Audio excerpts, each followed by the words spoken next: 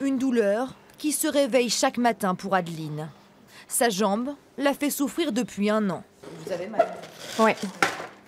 Voilà. Rien que le fait de faire un effort dans la maison, rien que de préparer un café, d'être debout en fait 5 minutes, les douleurs montent déjà.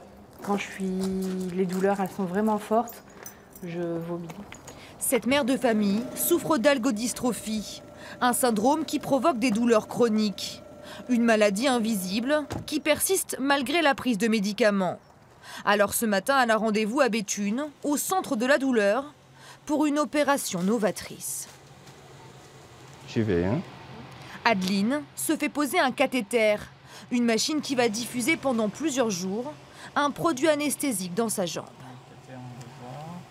C'est pour insensibiliser le nerf, le gros nerf sciatique au niveau de la jambe. Ça permettra d'avoir moins de douleur pour marcher et pour faire de la kiné. Comme elle, un Français sur 5 souffrirait de douleurs chroniques. Neuropathie, mal de dos, migraine. Des problèmes qui ont longtemps été laissés de côté par la médecine et qui restent toujours difficiles à traiter.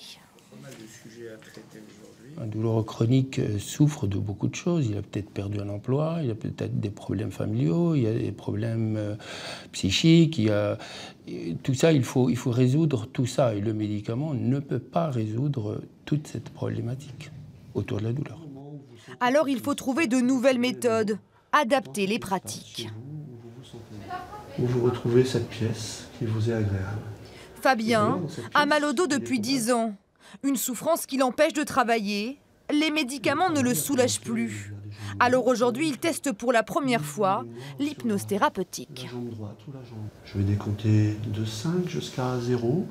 Et puis vous pourrez, à votre rythme, ouvrir les yeux.